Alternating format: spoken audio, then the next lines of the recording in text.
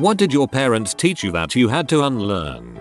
Even though I'm a lefty, they insisted that I write with my right hand. They were convinced that it was the normal thing to do. It was a huge struggle writing with my right hand, as every impulse told me to use the left. Finally, as an adult, I learned to write with my left hand. It came so naturally that I never used the right again. I have this horrible memory of a kindergarten teacher tying my left hand to either the chair or behind my back so I would write with my right hand. Recently I was talking with an older sibling and they told me that it wasn't a teacher, it was my dad. I can't say I don't have any negative feelings about that, but since I'm really hard-headed, his efforts didn't work and I still write left-handed. How to not make friends. It was always emphasized that friends are meaningless and we should stick to ourselves and not talk to anyone else. Now, it's hard to make friends and keep them, or even have meaningful relationships with other people.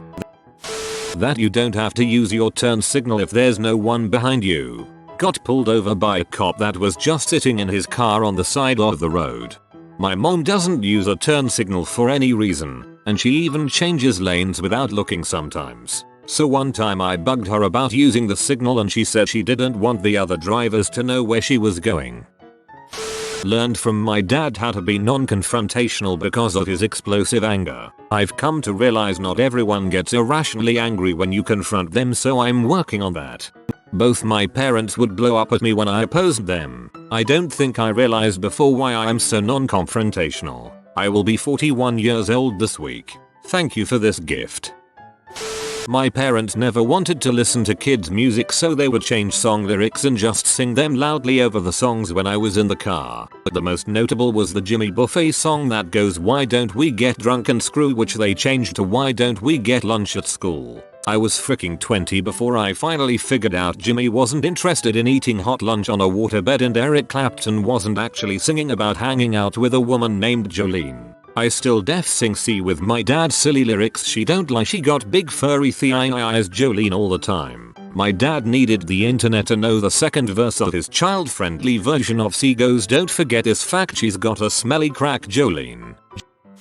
Whatever happens, don't spend money. It was a freaking breakthrough in therapy when I figured out that if I have a problem, and I can fix it by buying something I can afford, then it's okay to buy things. Money is a tool, nothing more, nothing less. People have an unhealthy attitude toward it. No one would have the attitude they have towards money towards a shovel. My mother has a habit about talking about things like she's an expert. It wasn't until I hit my late teens she would make crap up without having proven or factual read about anything. Also, she's really gullible when it comes to polite people in administration. I've learned to question everything. That's funny, my older brother would make crap up back when there was no way to verify it. Now I have freaking Google in my pocket. You're wrong, Josh.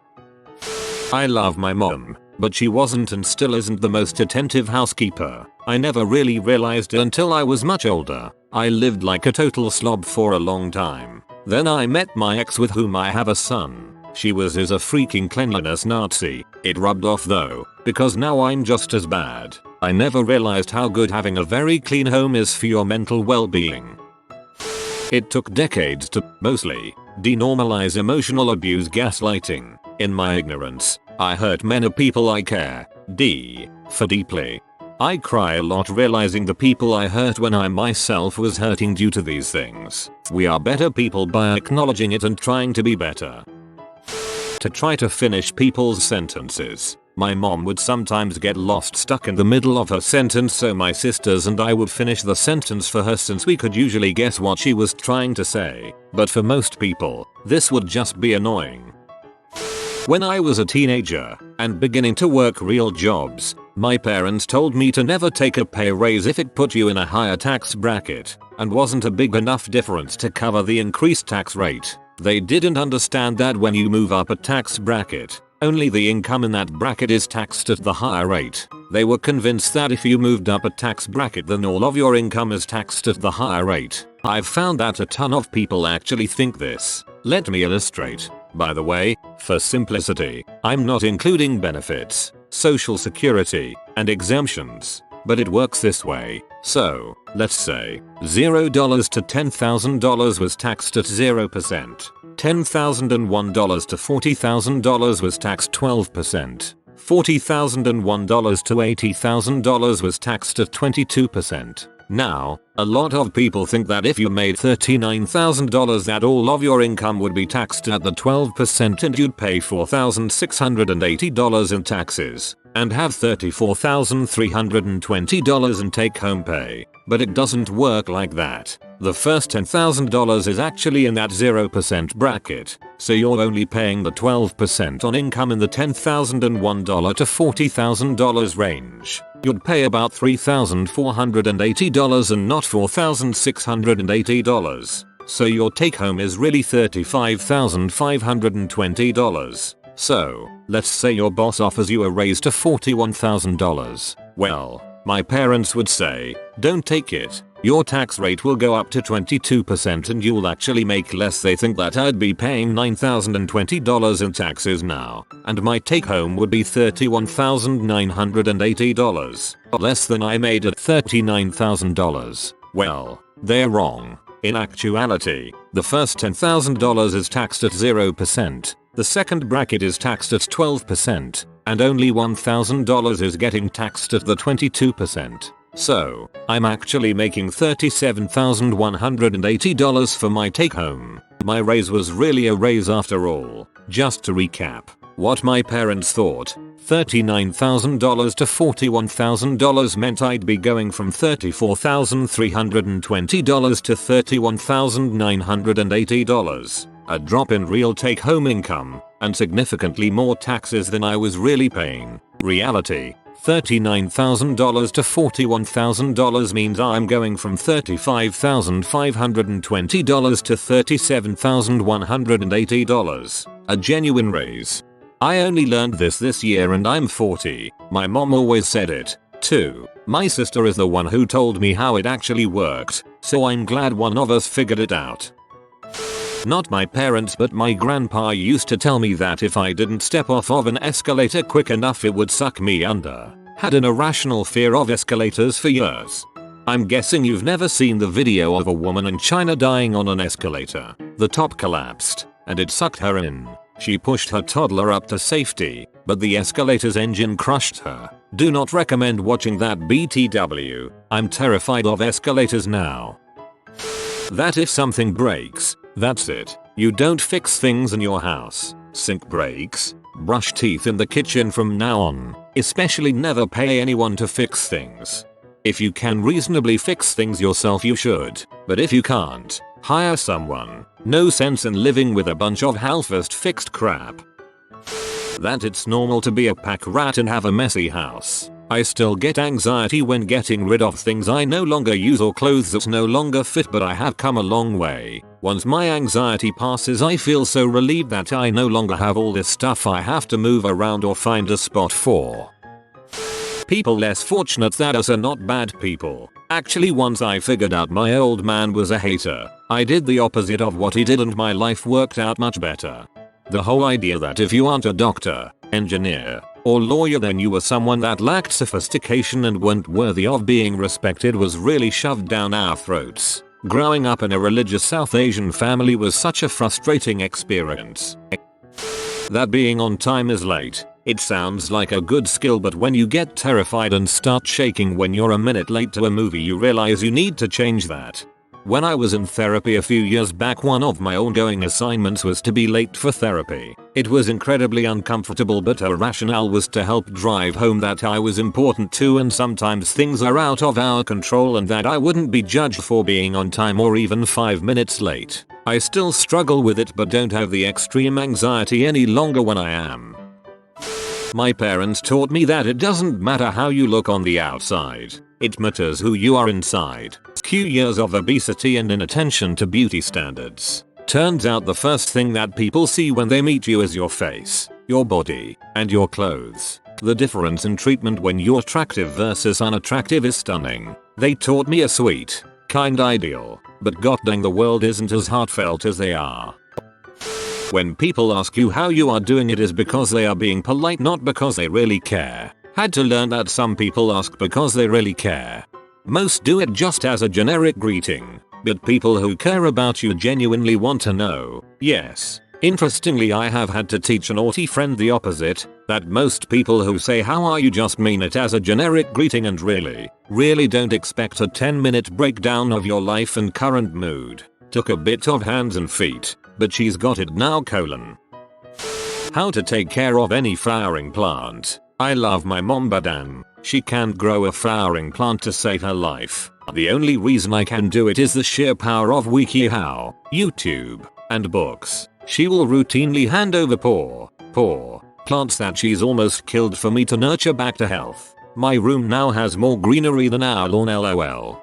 That's really heartwarming compared to a lot of other things on this thread. My left-handed mom taught me, a righty, to use a can opener. Took me till I was 40 to figure it out and easily open a can.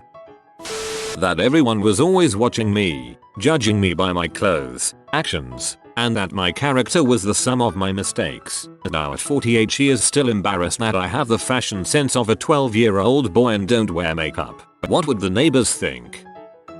Oh god, where to start? That buying the cheapest thing in the least quantity for the lowest price right this moment is always the best strategy. That the Bible is 100% literal truth and completely without error or contradiction. That the gays got AIDS as a direct punishment from God. And that the high rate of depression and suicide is because they separated themselves from God. That trannies are even worse than the gays. That I, personally, was going to go to heck for eternity after suffering a life of horrible depression and dying early of AIDS or suicide, which would be my own fault. That the earth is 6,000 years old, tops, and on and on.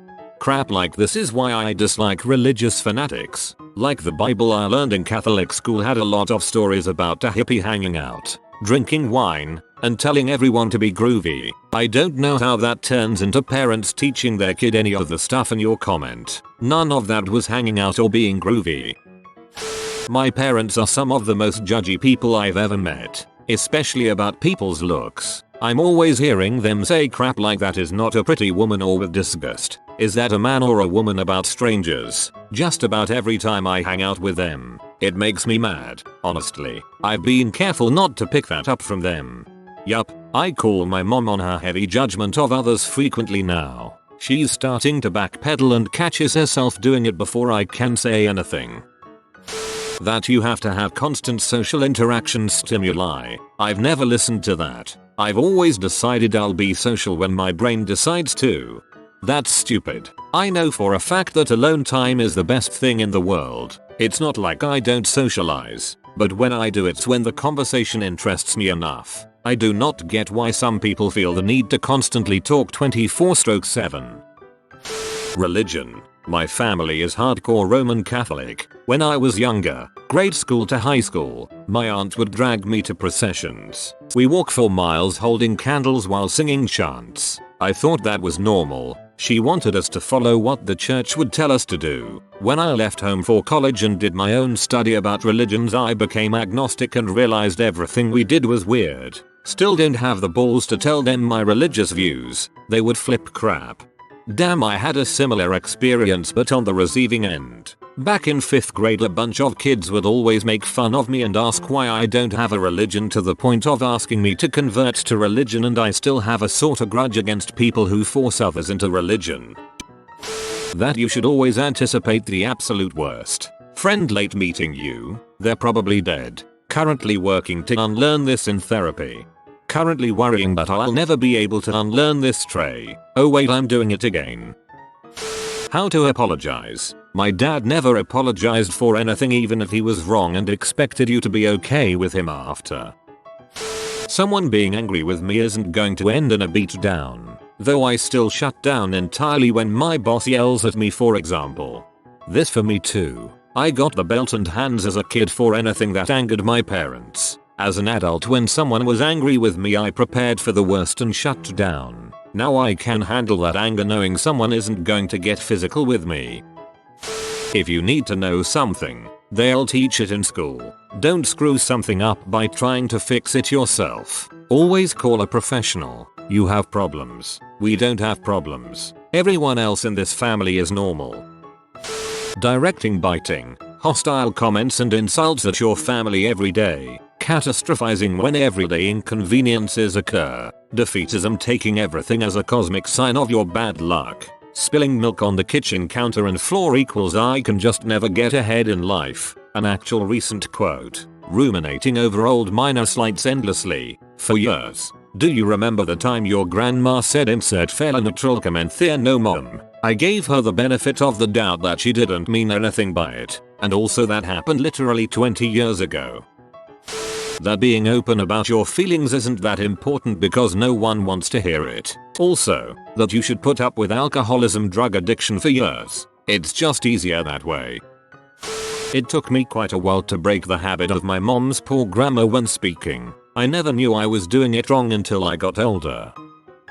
Bunch of stuff about what a burden I was. They also convinced me that I was an ungrateful person who couldn't feel gratitude, and I believed that until probably my mid-20s.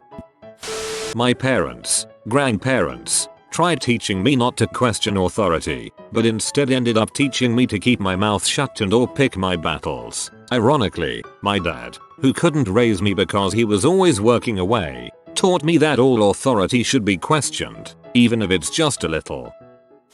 Clean your plate. A good idea for the children of parents who had lived through the Depression. Not a great idea today. I am making a conscious effort to leave food on my plate now. Or maybe just put the right amount of food on your plate and then clean it. That I'm super smart. That I won't be able to relate to normal people and will have a hard time making friends because I'm so far above them. That being smart was the only thing that mattered. And my sister was somehow lesser than me because she is a social butterfly but not super bright. That things like attractiveness and social grace were superfluous and only used by people who weren't smart enough to not need them. I placed too much value on intellect and not nearly enough on kindness, humility, empathy, etc. for far too much of my life. I'm 28 now and still unlearning a lot of that bulls. It sucks. Leaving that safe zone of I'm smart so I'm fine is hard because you have to take a long look at all the other areas where you're lacking. But it's necessary. Once you finish school, no one gives a crap how smart you are. Be a good person. Making the world a better place is so much more important than stroking your own ego. That I'm super smart. I got this too. I ended up being severely depressed later in life after it became irreconcilable that I was more or less average, and I would not be anything special. I still get comments from my family members asking why didn't you try harder. I am currently unlearning the eat everything on your plate mentality, as well as the eat half a family size bag of Doritos in one sitting mentality. To keep things too clean and organized. Turns out my idea of embarrassing mess people will hate you for is other people's so clean it's creepy. Jealousy as a virtue. My mom would always be possessive of my dad and joke about kicking the butt of other women who might be sniffing around. It was almost like something to be proud of, and expression of love. It wasn't until much later in life that I realized jealousy and control isn't an expression of love and that it can actually be really damaging and hurtful. Not to mention it makes you look crazy. Tell the teacher. Tell the authorities. They will help you. Just don't fight. My mother's opinion of how to react to the 7th time I got beaten up for being the only brown kid in class that didn't have an accent they could laugh at. That if you start screaming, hitting, throwing things, people are usually too terrified of you to stop you from doing what you want. You had to unlearn that real freaking quick. Still unlearning that emotions are invalid. I was raised by women who taught me that crying is wrong. Shocker. A lot of us were, and to be ashamed of emotions. My grandmother even scolded me for crying while in pain when she was driving me to the emergency room several years ago. I understand it was just her own uncomfortableness with crying, but frick man, it cannot be healthy to be so detached that crying from pain makes you want to shut everything down. I just had a baby, and literally people around me are trying to tell my baby no, none of that when the baby cries, and I freaking fight them, and say yes, all of that tiny human. Freaking feel. Freaking cry. Freaking express yourself. Never accept a gift from anyone, especially a boy. They just want something from you. Why else would they be nice to you? I had to unlearn being a toxic person on many levels. Manipulation, guilt, and even playing the victim. I learned years ago that it was a path to end up like my mother, a person I had a great deal of contempt for, now someone I simply feel sorry for. I've spent years struggling to better myself and promote a positive mindset within me. I went from suicidal, with 2 attempts, depressed, and just generally a dark pit to anyone around him, to someone who aims to truly listen to those around me, support the ones I love in all ways. Yes, I still struggle, but I suppose that's life. Hating my body for having any fat at all. The women in my family were all overweight to morbidly obese and always complained about their bodies, even when they lost all of the weight. It's become normal to not like what you look like. Still working on it. My parents were the "you're the smartest boy in the whole world" type. It led me to be really condescending and just generally a dong for a long time. It took me a while to realize that people aren't going to like or respect me just because I'm right all the time. Correcting people's grammar while they speak isn't a valuable social skill. For example, I still worry about coming across as a dong or condescendingly when interacting with people. I still have that desire to be right, too, but I can keep it to myself much better now. It took a lot of people being smarter or harder working than me for me to finally realize that I'm not the smartest person ever, nor would it even matter if I was. I learned that intelligence isn't just a number you can measure people up with. It comes in so many shapes and sizes and can come from so many different places that nobody can really be called the smartest person in the first place. If you are new to the channel, you can subscribe. I publish new videos every day. Until then, check another video.